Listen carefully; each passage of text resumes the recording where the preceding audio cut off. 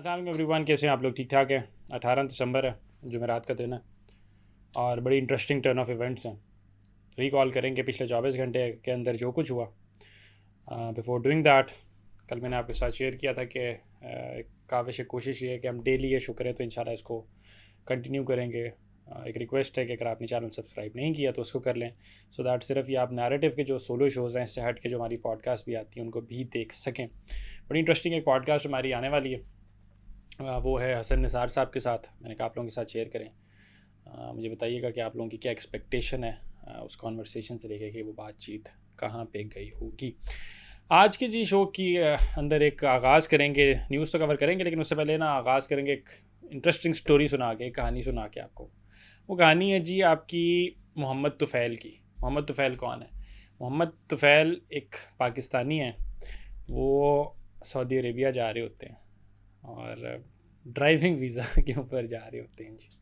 ठीक है, driving visa उनका लगा होता है और फिर उनको मोहसिन नकवी साहब जो हैं उनको ऑफलोड कर लेते हैं। मोहसिन नकवी साहब उनको जहाज़ से उतारते हैं। मोहसिन नकवी साहब उनको अपने साथ लेके जाते हैं। फिर मोहसिन नकवी साहब उनको ड्राइविंग सिखाते हैं क्योंकि उनको पता चलता है कि ये बगैर ड्राइविंग लाइसेंस के जा रहे थे। तो पहले वो उनको ड्राइविंग सिखाते हैं, फिर उनको ड्राइविंग सिखाने के बाद वो उनको साथ बिठा के ड्राइविंग लाइसेंस बनवाने लेके जाते हैं। और जब उनका लाइसेंस भी बन जाता है तो फिर उनको वापस छोड़ने ड्रॉप करने जाते हैं कि ब्रो तो फैल तुझे मैं ही छोड़ूंगा और मेरे पास कोई काम नहीं है।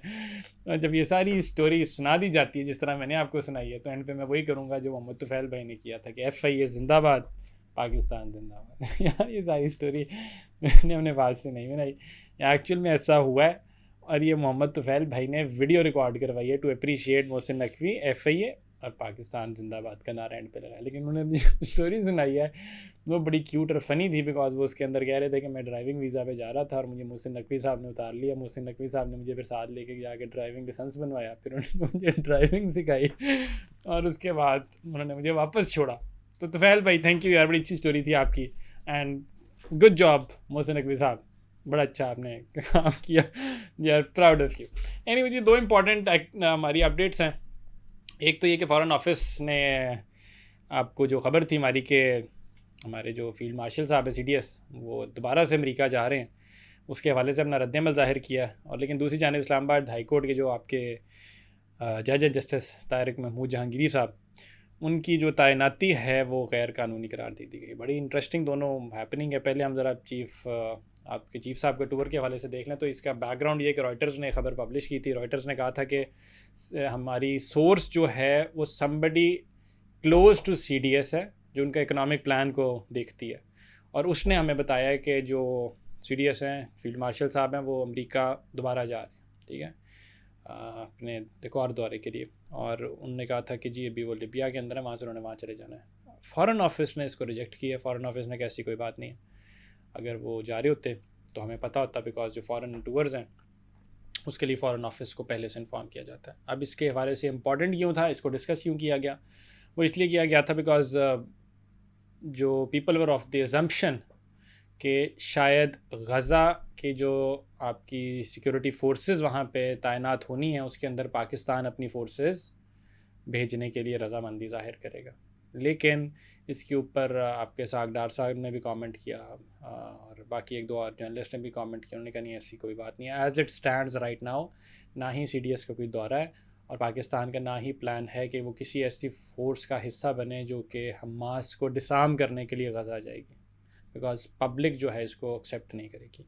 उन्होंने कहा येस, अगर कोई गज़ा पीस कीपिंग मिशन है तो उसके लिए we might be able to give our services. Sir, Gaza peace keeping mission के लिए भी अगर आपकी सर्विसेज जाती हैं तो वो भी काबिल कबूल नहीं है, क्योंकि गज़ा पीस कीपिंग के नाम के ऊपर जो कुछ वहाँ पे हो रहा है वो आपके सामने है। पहले मैं तो कहता हूँ ट्रूस से पहले ही पता क्या था, रोज़ रिपोर्ट होता था, सारी दुनिया देखती थी, आवाज़ उठाती थी। अब तो अल्लाह माफ़ करे ट्रूस के नाम के ऊपर आप वहाँ पे बम गोली बारूद चलाई जाओ तो कोई पूछने वाला भी नहीं है कि भाई जी काम चल गया आपका, तो ऐसी बात तो नहीं है। तो ओवरऑल ये है एज़ इट स्टैंड्स प्रेजेंटली। उन्होंने कहा जी लिबिया से उनका आगे जाने का कोई प्लान नहीं है हमारे CDS साहब का, और बाकी अपडेट मैंने आपके साथ शेयर कर दी। एनीवे जी, दूसरी जो इम्पॉर्टेंट आपके साथ जस्टिस तारिक महमूद जहांगीरी वाला मामला है वो डिस्कस करते हैं जी। केस क्या था? इनवैलिड डिग्री का। अभी बड़ी इंटरेस्टिंग ये भी स्टोरी है जी। इनवैलिड डिग्री किस तरह है कि वो कहते हैं कि at the time of appointment, जब ये इस्लामाबाद के हाई कोर्ट के जब ये जज लगे थे हमारे जस्टिस साहब, तो उस टाइम इनकी डिग्री जो थी वो जाली थी। सर ये डिग्री जाली पता है कब की है? ये 1992 की डिग्री है जिसको इन्होंने कहा है कि वो जाली है। 1992 से लेके हमें पता कब चला? 2005 के अंदर। कितने साल गुजर गए? 92 से 2, 12, 22, 33 साल, 33 ईयर्स। अगर हम मान लें कि ऐसा ही है, बिकॉज इसका एक दूसरा एंगल भी, उसको भी डिस्कस करते हैं। सो अगर हम मान लें आपकी बात कि ये जस्टिस साहब की डिग्री जो थी वो तारिक महमूद जहांगीरी की वो जाली थी, तो सर 33 ईयर्स वो आपके सिस्टम का हिस्सा रहे हैं, वो एज अ की पिलर जुडिशरी, उसके जस्टिस इस्लामाबाद हाई कोर्ट तक वो पहुँचे हैं, उसके जज बन के वो सर्विसेज खदमात अंजाम देते रहे। लाखों करोड़ों लोगों के उन्होंने केस सुने होंगे, अरबों के केस सुने होंगे, लोगों की ज़िंदगियों के फ़ैसले किए होंगे। सर वो क्या था ही सारा झूठ था, इलिजिटिमेट थे वो। मतलब 33 साल, 33 years huge, a very long number. लेकिन साथ ही साथ वो कहते हैं कि जी जब ये इनको फ़ैसला सुनाया गया और चीफ जस्टिस साहब जो सरदार सरफराज डोगर साहब ने जब ये फैसला सुनाया, तो इसके अंदर एक पॉलिटिकल एंगलिंग बहुत ज़्यादा है। वो कहते हैं कि भाई आपका हमारा एडमिनिस्ट्रेटिव फेलियर नहीं है। एडमिनिस्ट्रेटिव फेलियर क्यों है? क्योंकि पूरी दुनिया रिपोर्ट करी ना, मजाक करी कि भाई इनके जज के हाल देख लो, तो कर रहे हैं हमारे ऊपर कि भाई 33 साल जाली डिग्री पे जज बन के बैठ गया, किसी ने पूछा ही नहीं। तो लेकिन दूसरा इसका एक है पॉलिटिकल एंगल। पॉलिटिकल एंगल इसका क्या है? वो कहते हैं कि जी ये स्टैंड लिया इन्होंने, किसके खिलाफ स्टैंड लिया जी? सिक्योरिटी एस्टैब्लिशमेंट, सिक्योरिटी एजेंसीज़ के ख़िलाफ़, सीक्रेट एजेंसीज़ के ख़िलाफ़ इन्होंने स्टैंड लिया, जिसकी इनको सज़ा मिली है। अच्छा, एक चीज़ इंपॉर्टेंट यहाँ पे अंडरस्टैंड करनी है कि इससे पहले जस्टिस मंसूर अली शाह, जस्टिस अतर मनल्ला और इस्लामाबाद हाई कोर्ट के एक और जज, यानी चौथे जज हो गए रिसेंट टाइम के अंदर, रिसेंट पास्ट के अंदर, जो कि अपने अहदे से साइड लाइन हो गए, साइड पे हो गए। ये पोस्ट 27वीं तरमीम हो रहा है। इनको तो कहा जा रहा है कि जी इनको मतलब पॉलिटिकल विक्टिमाइज़ किया गया है, और ये इनको निशाना इसलिए बनाया गया बिकॉज इनकी पास्ट के अंदर जो टिल्ट रहा है वो इमरान खान के रहा है। बट मैं एक और चीज़ इनके हवाले से पढ़ रहा था शो से पहले कि ये उनको भी आपके खाकान अब्बासी साहब को भी रिप्रेजेंट करते रहे थे। PMLN के दौर में भी इनके पास ओहदा था, पीपल्स पार्टी के दौर में भी इनके पास ओहदा था। तो लगता नहीं कि बज़ाहिर ऐसा है, बट PTI का जो फेवर के अंदर इनके फैसले हैं, जिस तरह इन्होंने ब्लैंकेट रिलीफ दिया था जब इमरान खान पे बहुत केसेस बन रहे थे, तब इन्होंने पुलिस को भी ऑर्डर किया था कि उनको अरेस्ट नहीं करना, और ये सारा कुछ। तो कहा यह जा रहा है कि इनको इमरान खान को सपोर्ट करने की सज़ा मिली है, वरना 33 साल तक कोई बग़ैर जाली डिग्री के ऑपरेट किस तरह से कर सकता। सवाल इसके ऊपर हवाले से ना सिर्फ वही आता है कि क्या आपकी जुडिशरी जो है वो इंडिपेंडेंट है? बदकिस्मती से नहीं। बदकिस्मती से 27वीं तरमीम ने आपकी रईसई कसर तोड़ी है, और बाकी काम जो है वो यहाँ पे हो रहा है कि दोनों एंगल्स बड़े फ़नी हैं। कि या तो आपके जजों को इसलिए उतारा जा रहा है कि वो कोई हार्ड स्टांस ले रहे हैं, भाई जजों का काम था स्टांस लेना, स्टैंड लेना, ताकतवर मुश्किल फ़ैसले करना। दूसरी तरफ या तो फिर उनकी 33 साल की डिग्री जाली है। तो in both the cases it is very funny and it is अंदाज़ा लगाएं पाकिस्तान किधर का है और किधर को जा रहा है। इस साइड की जी PTI की ख़बर, PTI के अंदर एक ब्लॉग है लेड बाय फवाद चौधरी, जिनको लगता है कि शायद नेगोशिएशन का दरवाज़ा उसे खुला रखना चाहिए और बातचीत होनी चाहिए। इसके सिलसिले के अंदर उन्होंने एफर्ट स्टार्ट किए। उनसे जब पूछा गया कि सर आप ये पिंडी की इजाज़त से कर रहे हैं, पिंडी की मंशा के बगैर, तो इसका फ़ायदा कोई नहीं। जी बिल्कुल, उनके बगैर तो हम कर नहीं सकते। शाह महमूद कुरैशी, शफ़क़त महमूद, ये वाला लीग सारी ये वाले नाम है इसके अंदर। हो सकता है असद उमर भी इसके अंदर शामिल हो, बट असद उमर का मुझे पता नहीं है।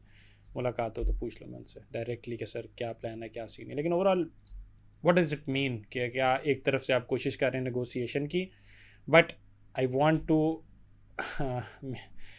स्टेट ओवर हेयर कि आज की भी जो मुलाकात है वो भी नहीं होने दी गई। जो इससे पिछली मुलाकात थी उसके ऊपर फिर वाटर कैनन बरसाई गई। जो उससे पिछली मुलाकात का दिन था, उस दिन फिर वाटर कैनन तशद्दुद किया गया ख़वातीन के ऊपर।